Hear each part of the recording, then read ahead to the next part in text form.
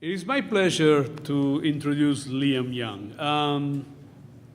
Liam is visiting SCI-Arc this semester. Also, he will come back in the fall, and then he will make SCI-Arc his permanent home start the next fall. So we are very, very excited to have him around and to have him tonight give us which for sure, it will touch on a whole series of subjects of emerging conditions and a lot of integrations and multiplicity in terms of the edge what architecture is in these days. So, but I thought that on the occasion of Liam lecturing, that it was an interesting. There was a couple of interesting points I wanted to make in which I'm not saying for sure that Liam's work belongs specifically to this kind of genre, but certainly there is a clear flirtation. And I think in many, many ways, architecture historically always flirted with the notion of world building and anticipate whole series of configuration. It doesn't matter if it was Santelia or today any city in China, or what we consider like these exercises in movie. But there is a couple of things I want to touch on it, which I think that are very interesting. One is, in many ways, and again, I'm not arguing that Liam's work is on the science fiction realm. Actually, all the contrary. I think he operates in the construction of new realities. But nevertheless, there is a certain desire when we talk about science fiction with capital A. Certain things come to mind, and one is like if you think of 2001: A Space Odyssey or THX 1138, there was a certain cleaning and quasi-surgical thing about how we will speculate about how things will evolve and will change. So the whole idea of a much more dirty dystopian transformation of the vision of the city actually is a much more recent phenomenon. This used to be much more optimistic, not optimistic, but it was expected to be a different way. So it was really in Blade Runner of Ridley Scott in 1981, shooting in 1981, opening in 2000. We're almost there in 2019. I don't think we're going to make it that. I don't think LA is going to be that bad.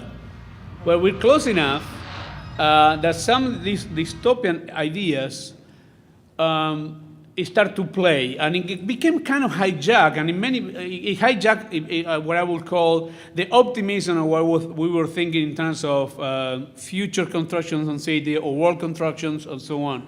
But there is an interesting fact, which I always find super interesting, is that the big chunk of the dark aesthetic of Blade Runner didn't really came only from the Fieldick story and Ridley Scott desire. It also came from a lack of budget. People forget that Blade Runner was a low-budget movie. So a lot of the dirtiness was downtown LA was looking like that. So they had a couple of lights here and there, and then a whole new genre how to think about the city happened. Again, I'm not saying that Liam is doing that, but there is a certain kind of a hijacking of certain contexts and social political things in which you can start to add layers of information that make you believe that we are in a different territory, but actually we are operating still within the same logic in many, many ways. So I thought that was an interesting thing. The other thing is they don't always get it right, and we missed this for a week. I wish the lecture wouldn't be last Wednesday, which was the anniversary of Back to the Future 2, which is a horrendous movie, and they got everything wrong, so this is more like a footnote. And the last thing I want to say, which I think is much more in the territory, I think Alex McDowell is here in the house. With Alex McDowell working with Steven Spielberg, Minority Report, we start to, I will say, the merge of two trajectories to understand this, which is the idea what I will call new coherency. So there is the desire of this kind of highly specific technology thing operating in the dirtiness and so on. And the interesting thing is, like, the architecture part always get the nostalgic side. I mean, the frame in the Minority Report, there's not that much. The city pieces are much more recognizable. It's all the other artifacts that operate. What I would like to say in the case of the work of Liam is I think Liam will start to reverse this tendency. I think it's not any longer about other fields hijacking our fields. It's our field start to hijacking other other fields and other disciplines and reconvened into new territories what architecture could be. And there's nothing more exciting to have like a young architect or a young teacher to be in that position. So I hope that the lecture tonight start to show some of these ambitions and some of these explorations. And I'm really excited to see 3 screens ever again in SCI-Arc. Liam Young, please.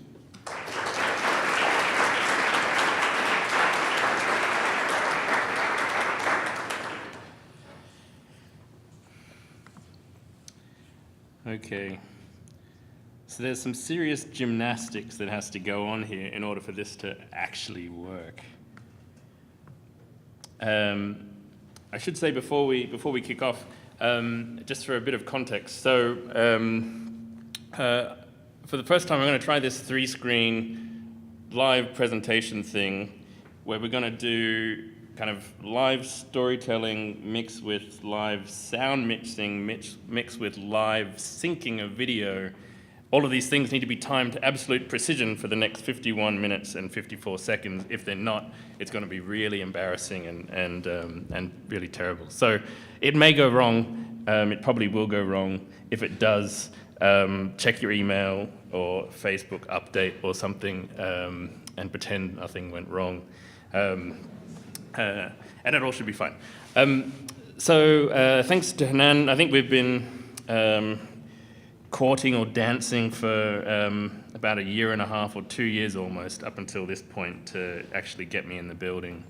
And I'm super excited to be here for the lecture, but also in a more permanent capacity with the studios and what we're going to try and do next year in the post-professional master's programs. So hopefully this is some form of introduction to the sort of work that I want to be bringing into the school. Hopefully it's not too much kind of bringing ice to the Eskimos, that there is a general novelty in the way that we might approach the work. And I think that of anywhere on the planet to do this type of stuff, it could only and has to happen here at SCI-Arc. So we're going to go on this storytelling tour through an imaginary city, a fictional city, a city that in many ways is already here, a city that might look like a fiction, but is actually hiding every day in plain sight. And it's a fictional city that I hope, with all you guys in various studios that we'll do across the years, we'll start to sketch out and elaborate on and develop with me. That's the plan. I should also say that as we get going, I'll try not to stop the run with the pragmatics of, so this is a project that we did in 2013. It's going to be much more freeform, where I collage together real sites that we've visited, but also projects that I've developed myself in my own studio that I'll talk about a bit, and also student work that I've developed in studios in these landscapes with all manner of very talented students. A studio that I run with Kate Davies out of the AA in London. For the most part, you have to kind of read the text to see whose project is who. There may have been some that dropped out on my last-minute render. So if there's a project without a name, it's not because I'm trying to screw the student over or myself over, as probably the case is. If you want to know whose work it is you don't know, or what context or site or studio it came out of, then talk to me afterwards. But hopefully it'll all be clear. So with that rambling introduction, let's dive in. Are my helpers ready to rock and roll?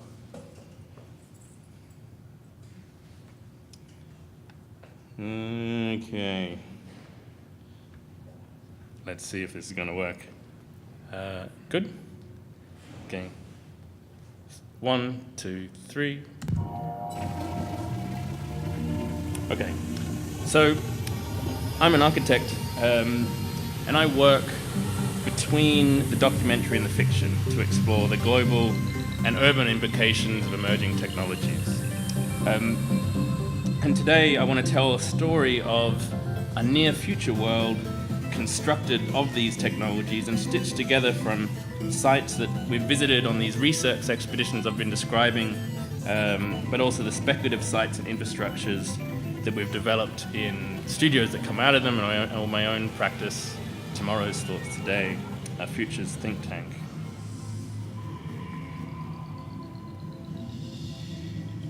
It's a speculative world or an imaginary city that's assembled from the physical landscapes of technology that we explore in the nomadic studio Unknown Fields that I run from London with Kate Davies.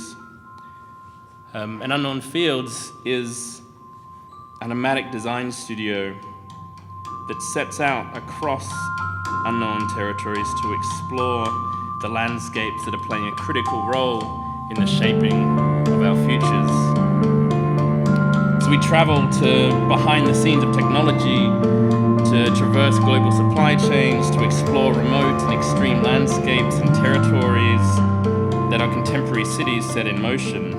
So if we're to believe this kind of much-used quote by William Gibson, the future is already here, it's just not evenly distributed, then it must be possible to go out into the world and find these little pockets of what's to come. So across the last few years, we've traveled on a cargo ship through Asia, or tracing our technologies back to the sites of their production. We traveled through the irradiated wilderness of the Chernobyl exclusion zone.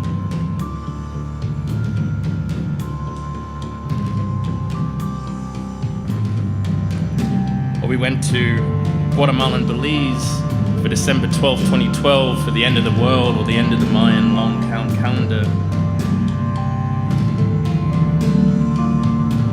Or the mining landscapes of outback Western Australia to see the massive holes where the cities built from zero come from in China.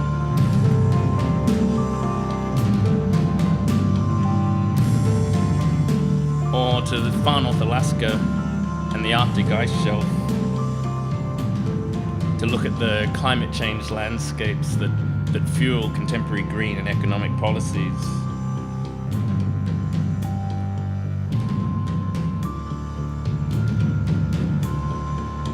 We bought an old school bus off eBay to travel through the UFO conspiracy theory sites and black militarized landscapes of the Western United States.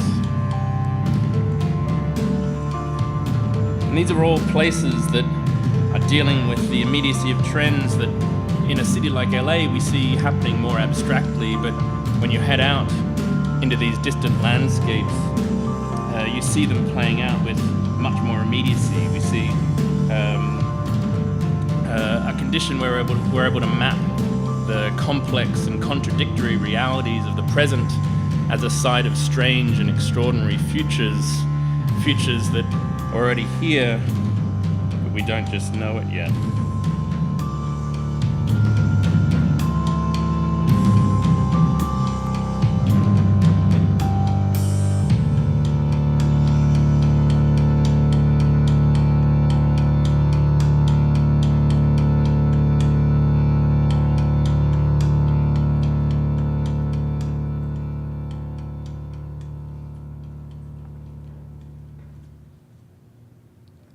And these real sites are collaged together with the speculative architectures of film or fiction and performance that are extrapolated out of them in my urban futures think tank that I run called Tomorrow's Thoughts Today. And in TTT, we explore the consequences of near future and imaginary urbanisms. We borrow from the techniques of fiction, film, and performance to deploy design speculations as kind of imaginative tools to help us understand the implications and consequences of emerging trends, technologies, or ecological conditions, but also to disseminate these architectural ideas to audiences that might fall outside of the constraints of the discipline.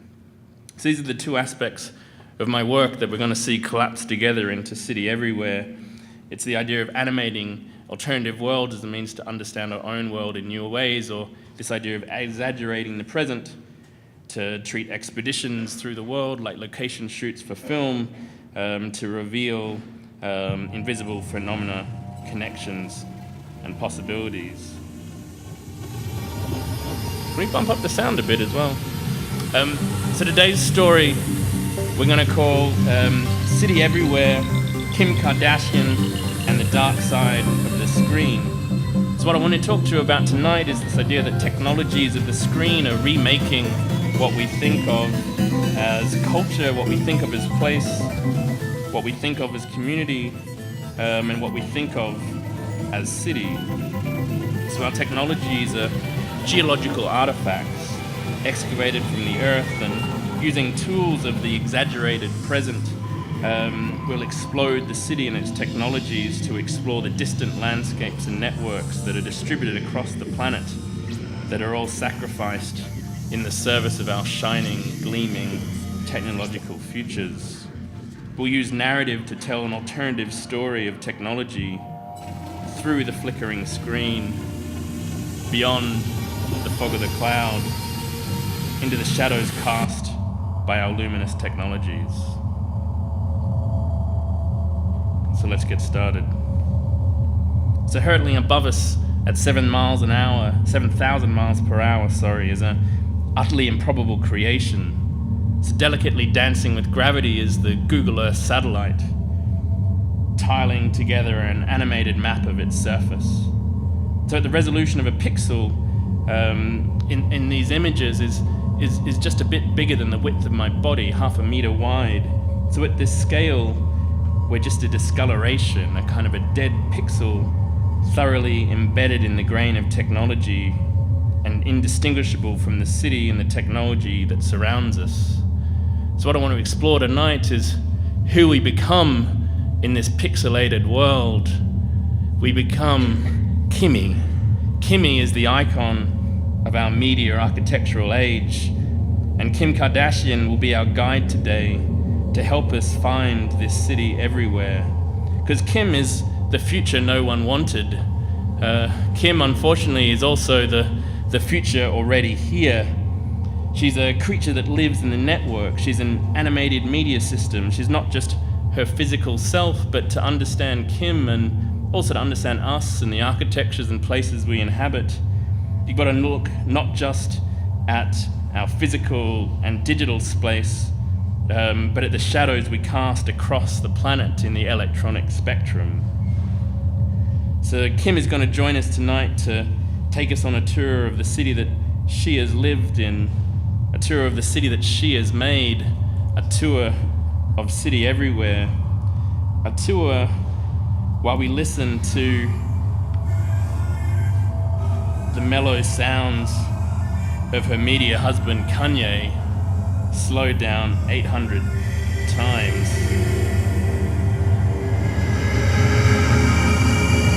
So that he might somehow become bearable. So let's get going. So we sit here, we stroke Kimmy on our screens. She's Photoshop perfect, impossibly round, gleaming, seamless, and untethered. With Kim, we go to the residential districts as our first stop in City Everywhere. It's a comfortable place to start our tour, and we put our ears to the cool bevel aluminium door of the apartments and listen. Inside, we hear Duri drop her Samsung Galaxy SX phone onto the kitchen table. We hear it chime softly as it makes contact with the paper-thin Samsung Quiz Smart Power charging mat. We hear her scream down the hallway at her husband, raising the voice over the Samsung air conditioner. Why does the new TV say LG on it? She says. Because it's made by LG, her husband replies. But our lease is up for review in 3 months. You're trying to get us thrown out. You've bought an LG TV into a Samsung housing block. What the hell will the neighbors say?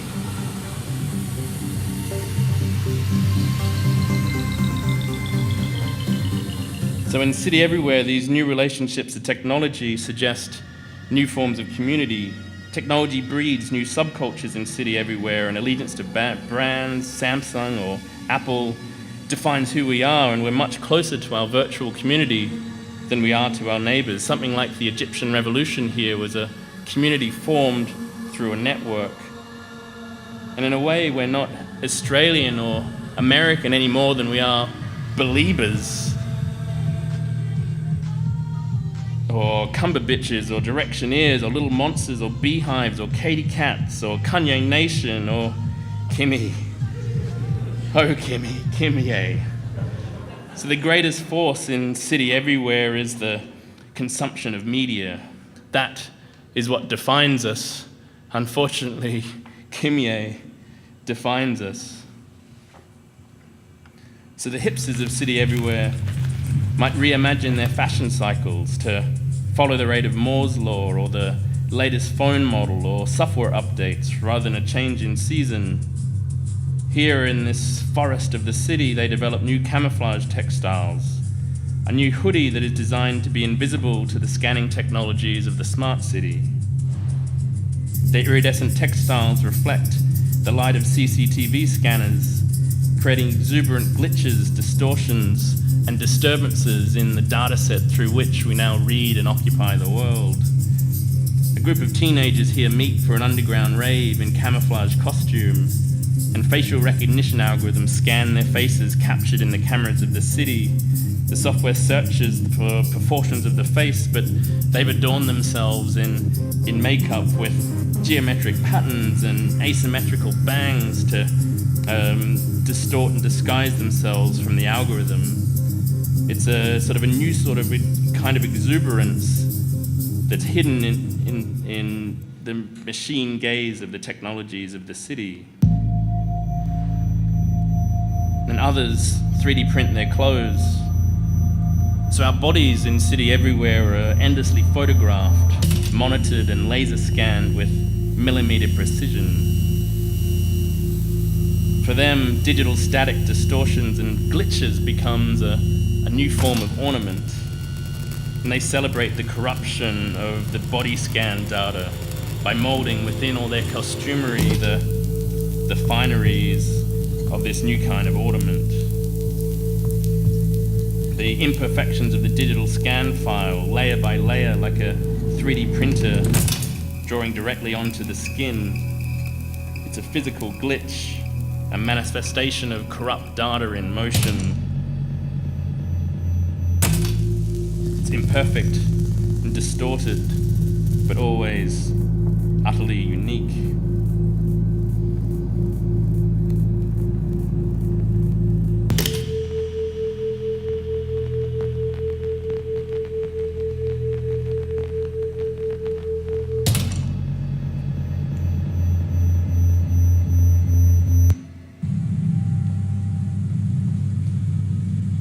They had drawn their drones the way they once customized their phones. So in the city, drones, like other tech gadgets, have become cultural creatures, and technologies have become a site for new forms of cultural expression. And here, above an audience, drifts our tribal drone, just rescued for tonight from the mosh pit of an outdoor music festival.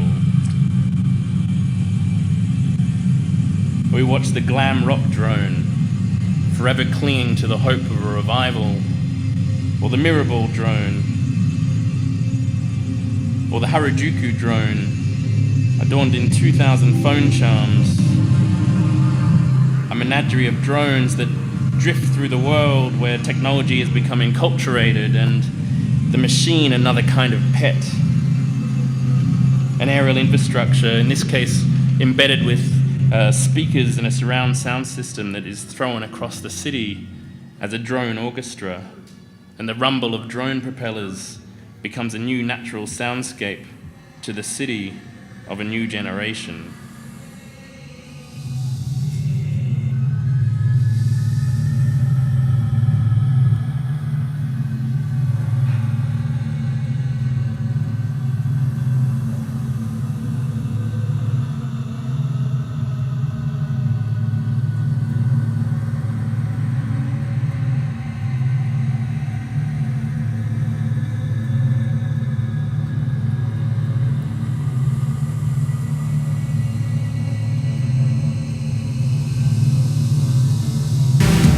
Every morning after each show, we have to go in and do life support on these things and resuscitate them and get them back into working order. And it's that vulnerability of the technology, which I think is really interesting. The line between it dropping and staying in the air is really fine. And hopefully the audience will.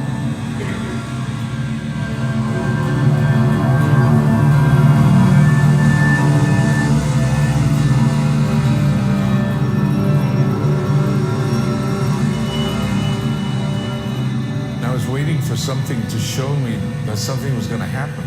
Because it's a collaboration of two very opposite things. One thing is really openly emotional, and the other one is openly closed system. I mean, most of the people that came.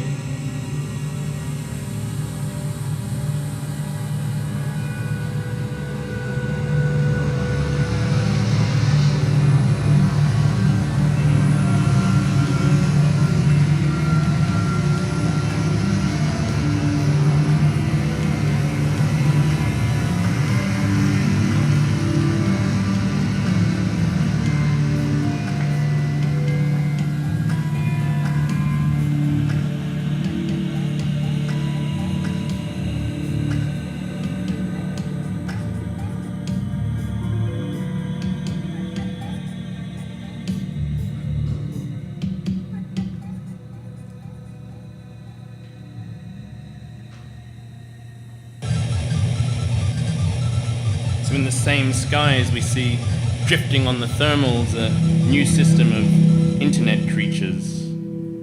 So in city everywhere, infrastructure has exploded into bits to roam the earth in an architecture of everywhere, or a kind of open source sky.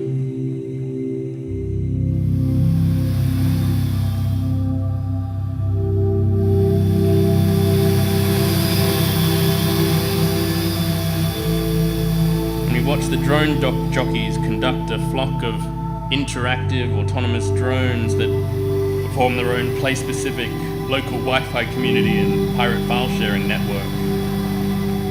And like an aerial Napster, they perform a balletic aerial choreography that drifts through the city, their soft glow reflecting in the glass of the buildings. And here we imagine new geographically specific data cultures that might emerge. And just like particular areas or neighborhoods in cities that have their own qualities and atmospheres, we imagine data suburbs, where we might hang out in a particular area because that's where the hottest music uploads are. Or above the picket fences drift suburban porn caches. Or revolutionary discussion boards kind of form in the public spaces of the city. The drones come into formation, they broadcast their network and then disperse, only to reform elsewhere.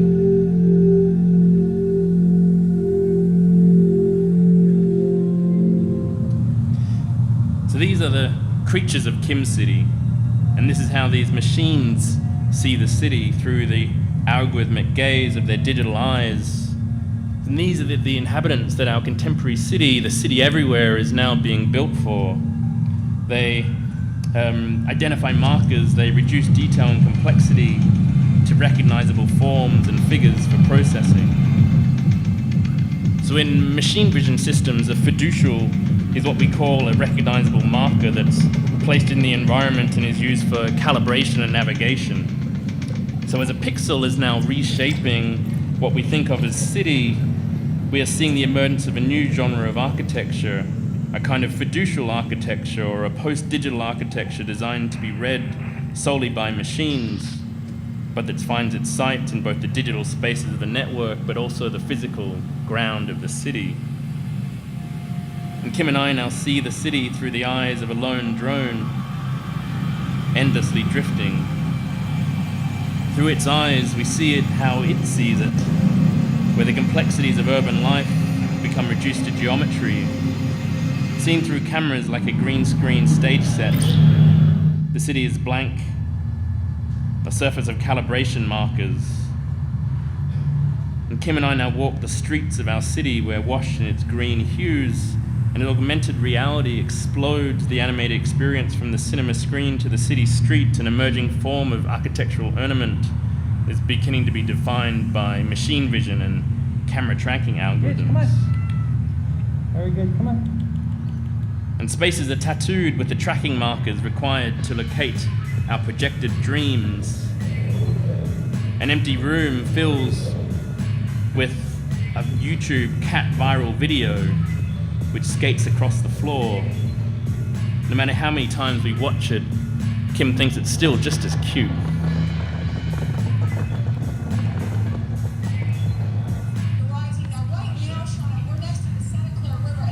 So an empty room might fill with the flood of a news broadcast or the latest tsunami from across the ocean. The life of the screen bleeds out and becomes the life of our spaces.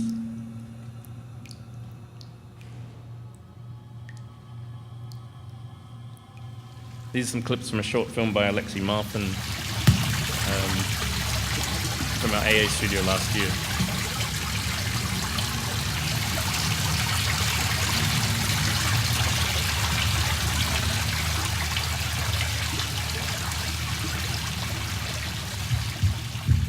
The digital ephemera trapped on our screens filled the world to inhabit our own, for us to inhabit our own pixel realities.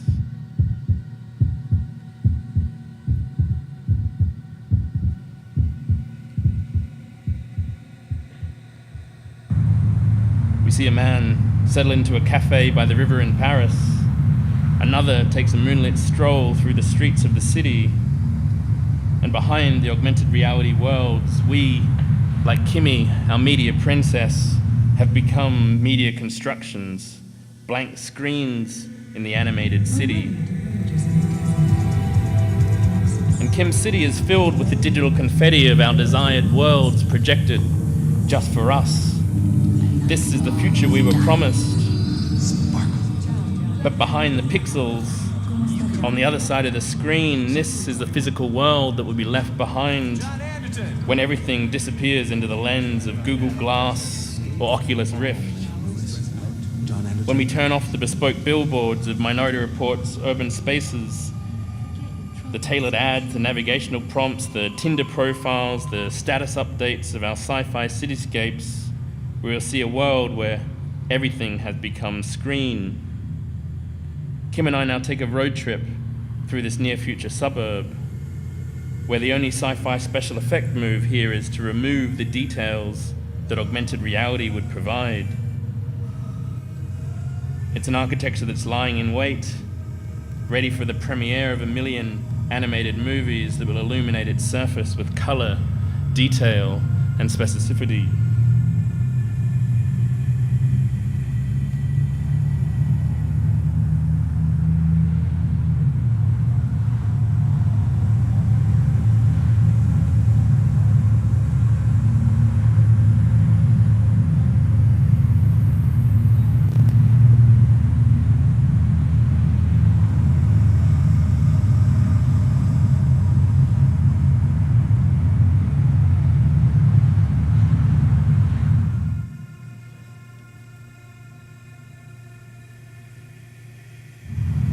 We have designed our own machine vision pattern ornamentation, and we've been taking these markers out into the city, and like the explosion of 80s graffiti in subways, we could soon see the emergence of calibration graffiti, spoofing urban space and throwing off CCTV vision and crashing drones and hacking the realities of Google Glass holes. And here we watch a group of children playing hide and seek in city everywhere. And they have learnt to hack the city's animated walls with a series of gesture controls. And just like they connect, they engage with the city through exaggerated movements, just like an old silent movie. And they have learnt to hack the city with some of their own gestures, somewhere between sign language and voguing. And they subvert the city, they unlock its hidden service spaces and subterranean forest power plant, invisible behind the animated walls of the city. Kim and I follow them in their play. We try and keep up, but they just run too fast and they know the streets of the supercomputer city just too well. And we leave the children behind and we head for the highway to get out of the city, to explore its periphery. And on our phones, the GPS tells us to go straight ahead, but in front of us, we see a bridge that hasn't been finished. Our experience of the world is mediated through all these devices we carry. Our driver speeds past, Eyes on the screen, he drives along Police a phantom say a driver bridge. in East Chicago drove off a closed bridge because he was following GPS navigation. The driver's wife, 51-year-old Zara Hussein, died as a result of the accident. The man drove around barricades of the Klein Avenue Bridge. His car plummeted more than 37 feet on. So Kim asks, what does this mean for the architectures or designers of our cities? Kim and I now come to the city's ghost territories. These digital landscapes, conjured architectures of code and metadata are read and disseminated by machines, but experienced and inhabited by us. This is the new site plan of the architectures of our contemporary world. It's stitched together from sites dispersed across the internet. These systems are redefining what we think of as place, what we think of as context, what we think of as site, and in turn what we think of as architecture. And here. So we start to travel through the ghost city territories and we see architectures with a footprint that exists solely in this GPS spectrum. We watch imaginary GPS ghost protest icebergs drift through shipping lanes, disrupting navigating oil tankers because they negotiate the oceans with algorithmically controlled systems. I don't understand. They'll never find it here. Or an oil company might hide its activity behind the clouds of an invisible GPS mountain, only seen through the eyes of the satellite surveillance network. Sharing location on Facebook, Twitter, Foursquare, Google+, and MySpace. Digital cartographic landmark detected. Speed code lines vary depending on GPS conditions. That's amazing. Check out natural Report iceberg status. These digital icebergs were launched yesterday, Wednesday, January 4th, and will reach the Chukchi oil fields in 3 days, 14 hours and 27 minutes. Navigational disruption expected with 11 of 17 oil tankers in the autonomously navigated shipping lanes. You've got to be careful up here, even the landscape pit stable can be spoofed. You can never trust it. Those are the digital mountains of the National Petroleum Reserve. They're operated by drilling companies hiding, protecting their oil fields from terrorist threats. The oil prospectors are like the latter-day equivalent of the early explorers, using these satellite dishes to create false cartographies of the place. And Kimmy now takes me to one of her favorite places, an island just off the coast of the city, an island formed as a fiction, an island called Aditnálta that's formed from the forged fragments that are constructed, designed, and dispersed across the internet. This imaginary place is made manifest through hoax listings on Wikipedia and Google Maps, live webcams of scale model stage sets, faked articles on news sites, and green screen CGI composites on Flickr, YouTube, and Panoramio, where every image of this place, of this geography, is a render, and every video is an animation. And a live webcam broadcasts the fictional mining favelas on the island 24/7 to a world of Google explorers and idle web procrastinators. And through the screen, they travel to this island, but actually what they're watching is this large-scale movie miniature model broadcasting live, developed by MonQ in our design studio 2 years ago. If places and spaces exist in the mediums through which we experience them, then they become just as real as any other. And this is where these ghost landscapes live. This is where these architectures find their true site. So tripping the light fantastic and following the fiber, we now arrive at the data center infrastructure. So when Kim Kardashian and her ass broke the internet, this is what she broke. So this is the landscape of everything. All of our messages, photos, inane chatter, hopes, dreams, brightest fears, darkest desires lives here. So these are the halls of Facebook's data center in Pineville, Oregon, where the rumble of drones gives way to the whir of cooling fans. And here we stand on the roof of the data center, and in this anonymous shed is where they keep the photos. And Kim asks, "You mean all the photos?" And I said, "Yes." So all the photos, every photograph that ever has been taken, every photograph that ever will be taken lives here, not in a great library or grand cathedral, but Facebook's tin shed. So all the world's data infrastructure is setting up a home here in the middle of Pineville, Oregon, at the confluence of cheap hydro energy and tax incentives. And these nowhere streets, this new periphery now contains everything about who we are. At a time when our collective history is digital, this is our generation's cultural legacy, and it all sits just here behind the thriftway, drenched in the stench of diner pancakes and cheap simulation syrup. And Kim leans over, she asks, is the internet a place to visit? Is it a site of pilgrimage? Is it a space of congregation to be inhabited like a church on Sundays or a forest walk? Would we ever want to go and meet our digital selves, to gaze across the server racks and watch us winking back in a million LEDs of Facebook blue?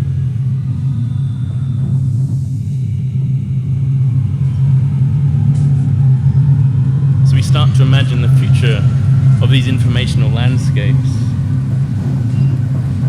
This is where the digital world comes to die.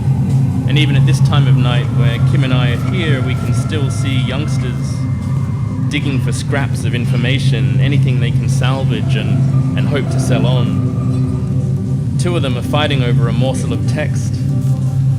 I see the face of a one-time film star, a spectral mask that floats in the air like insect silk. And looking back at the city's skyline, we see the ghosts rising from the outer regions. So many flickers of light, dots of color, notes of music, images, words, fragments, all drifting towards the vast, shining edifices of the central zone and the financial district and the industrial landscapes beyond. Kim says this is where we should go, and this is where we head. We follow the network where it connects this financial district of the center city to the offshore. We visit one of the physical islands of the city built on a floating Pacific garbage patch. It's a global city, a special economic zone stitched together from a collage of all the economic zones of China, India, and Africa that Kate and I have visited across the last few years. It sits beyond labor restrictions, visa regulations, and corporate tax law. When we walk this outsourced city, we head into its deep workings. This is my workspace. Self-employed, a contract writer. This is what I do. We move from bedroom to bedroom and we see the dispersed workplaces of Amazon's Mechanical Turk workforce. So these are photos that a student of ours, Nick Masterton, asked them to take for us. They've been documented by the workers themselves. The spaces are put on Amazon as an outsourced task where for just a few cents you can give a task to the crowd of the internet where anyone across the world can bid to do it. This is the future of work, and this is the future of the global office. And they rushed to tell us their stories. The legions of cheap and willing robot labor that get around working visas and allow companies to escape any liability to form this distributed, outsourced office scattered across the planet. And this is our new city of everywhere, dispersed across the earth and tied together solely with the fiber tendrils of the network. Their rooms scattered, a place of every place. And Kim asked me, how do we conceive of this type of city? Can we walk its corridors? Can we chat by the water cooler of the global office? And we walk the virtual city that's been outsourced by creating tasks on the internet where every photo, every script, every room, every narrator really exists and has been hired remotely to document their own lives. We rarely talk to our sitting back. The distributed workforce of City Everywhere create a self-portrait of their own city. Across India, Our office stretches across China, India, America, Ethiopia, and beyond. China, America, and beyond. We commute daily around the world of work and back again. We commute daily around the world of work and back again. A one-bedroom apartment, big living room area with tall ceiling, which is big living room area. Sometimes I switch it up between working the bedroom and working. Sometimes I switch it up between working the bedroom and working wherever just where it changes. Cold. Right now the weather is really cold. I'm living in a small apartment, college town. Small apartment, college town. I go to work or school. We find ourselves working for new employers on a daily basis. Sometimes we become the employers. Sometimes we become the employers. Must be an adaptable and flexible workspace. The office must be an adaptable and flexible workspace. We must be prepared for any task.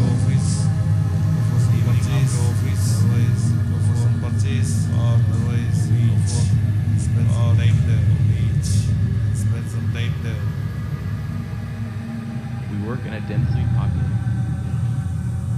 So on this island, we now visit the bio-districts that are the city's outsourced factories. So China is now the biggest player in bioengineering and manufacture. And on these islands, we are doing to evolution what we did to the production of technologies. Kim Kardashian is stopping off with us to buy one of her designer goldfish. The artisans of Hong Kong street markets know just how she likes them. They must match the color of her eyes, royal blue, a little bit of Kimmy in every one, chopped up, hacked together, synthetic, engineered, just like the rest of Kimmy.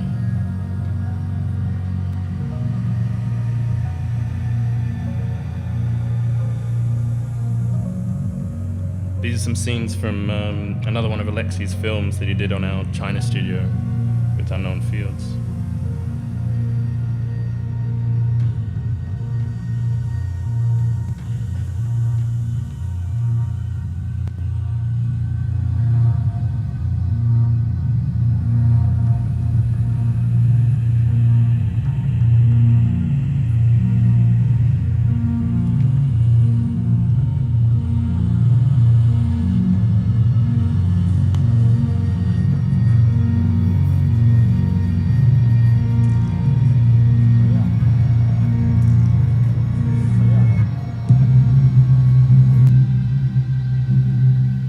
My mother used to tell me that I had the most beautiful eyes. I liked hearing that. I like it when people look into my eyes, when they stare at them. Royal blue with an amber halo.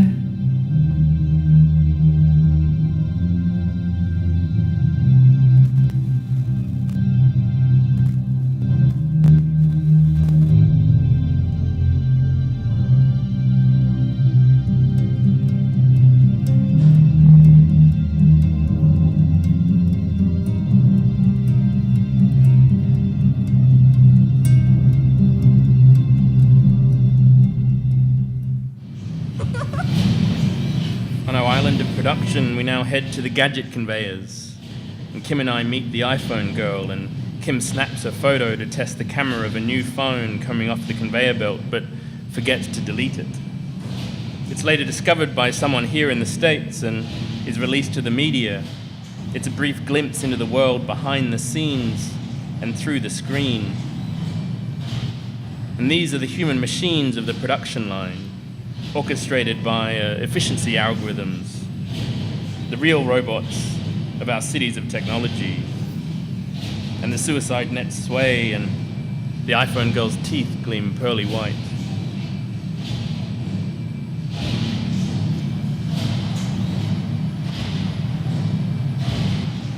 So if we did forensic data recovery on all our new phones, what other traces of Kim's city would we find? Could we stitch together this forgotten hinterland, a collage of all the landscapes and places and faces that are required to produce our technologies?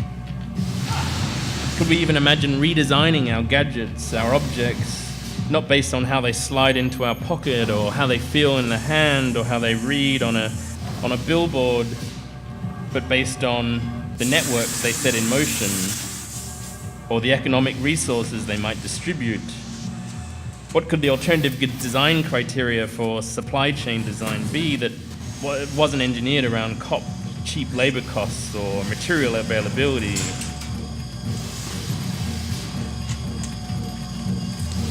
Here we watch a bus factory in Shanghai, a microwave production line, or a toy helicopter factory that test flies its products in a back room. All of our objects begin their lives here. They head to a wholesale market the size of a city, where every plastic bucket and yellow and green kitchen sponge comes from. Every object of our world passes through this landscape. And Kim and I now walk the worker dormitories, and she has a smoke with Yang. Yang makes the phones for all the Kardashians. He's their local craftsman. And now we head to Cartier for some sapphire earrings. Kim can't resist a bit of bling. And in the city, we see the Bobby repurposed as a sapphire mining machine now, and the human conveyor belt dances in rhythm and rhyme. A syncopated dance troupe for €1 a day, making the bling that sits in the music videos of LA, Another World Away.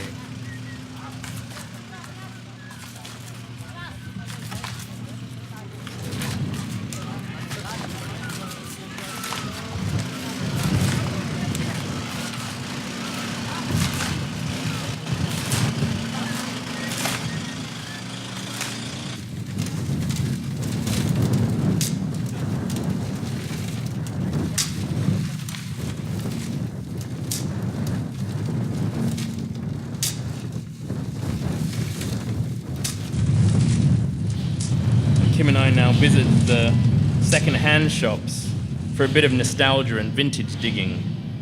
We see a new kind of mine site, imagined as a village and organized around metals and hardware components, and we walk districts of rare earth magnets extraction and precincts of copper smelting. And now kitchens and living rooms are new kinds of mine sites.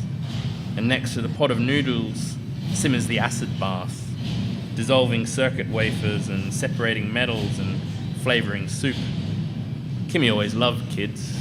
And these are the real digital natives of City Everywhere.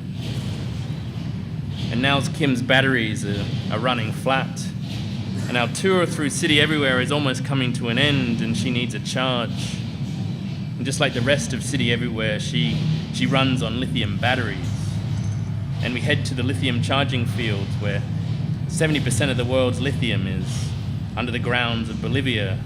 And we watch a future multinational mining company that is on their way. So if the future is electric, if the future is Elon Musk and his Tesla-fueled dreams, then the future is buried here, beneath the salt flats of a uni in Bolivia. And we charge our phones and our electric cars from the turquoise pools of what this is soon to become the largest mining landscape on the planet. And finally, at our last stop, we arrive at the shores of the radioactive lake, and Kim takes me to her romantic lookout spot. This is where her and Kanye had their first kiss, and we pick shapes out of the toxic clouds in the distance, pumped from the world's largest rare earth mineral refinery. And Kim tidies her hair in the reflection on her phone. In this single surface, a surface that's made and is polished from the material that comes from this very lake, we see collapse together Kim and this black earth. And we're making a vase for Kim now to thank her for her tour. It's formed from the radioactive clay we collected from this very mine site. It's a Ming vase from the toxic waste of our technologies. It's a Ming vase for the Kimye generation, for our generation. And we think Kim's gonna love it. It has traveled across the planet along this continuous conveyor belt that connects Kimye's media palace here in LA through the world's megaports, the wholesale markets of Asia, the endless factory landscapes of China, the raw material refineries, and the mine sites. all the way back to her mansion, where it'll sit beside her phone, the solid and the void brought together again. Possibly it's suggestive of a new material aesthetic for the technologies born of this earth, where the traces of where things come from become legacies in their material. And here in the remote grounds of Inner Mongolia, our new digital realities begin and end their lives.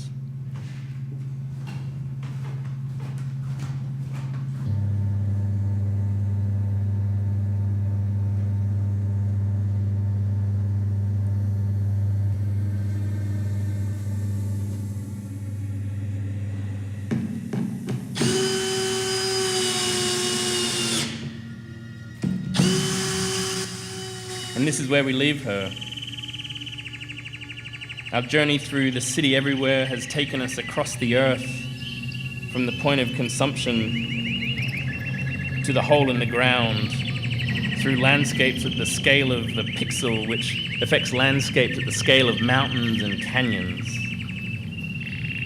It's important to travel to these places in both fiction but also in reality. So in this project, I released 80 canaries into a sealed gallery space, and slowly I increased the levels of CO2 in the gallery in line with predicted increases if our culture continues without change. It's an interior as a model of a climate change future. It's an interior as a model of accelerated climate change.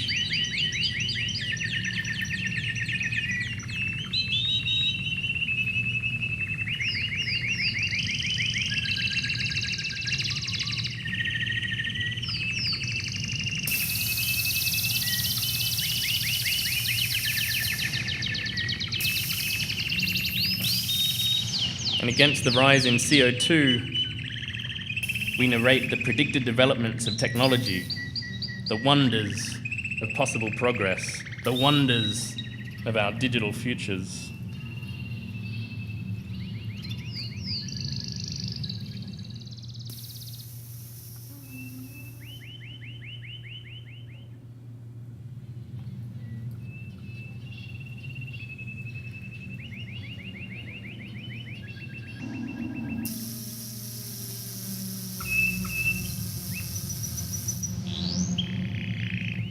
In 50 years, the birds are no longer singing.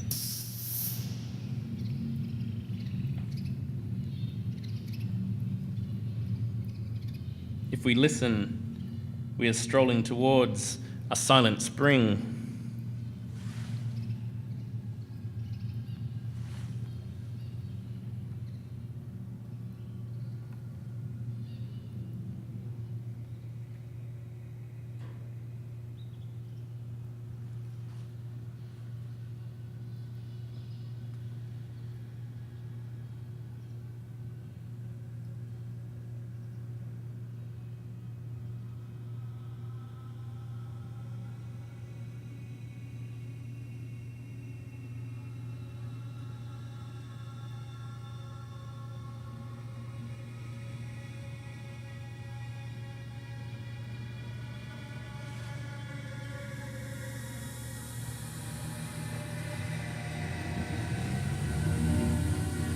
Bring back Kanye.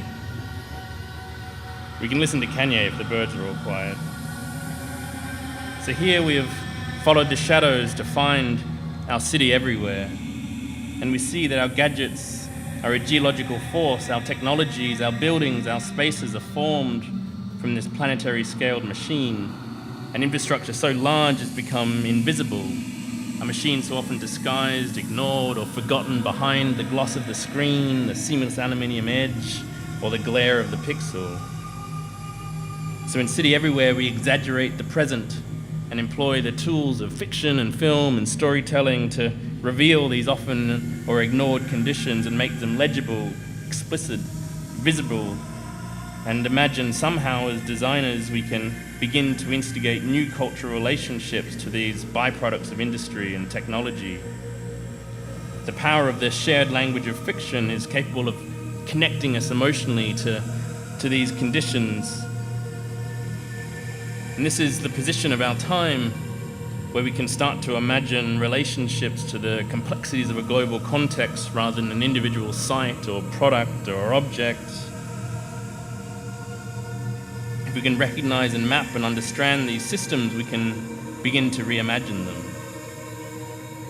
And we are a generation privileged enough to bear witness to this emerging world, and that's a powerful place to be, on the cutting edge of the potential for change. So some of the people we meet on our walk through the city are swept up in what the city could be. Others are reserved and look on with caution. The future, of course, is a place of wonder and of fear, and the city is vast and wondrous and strange.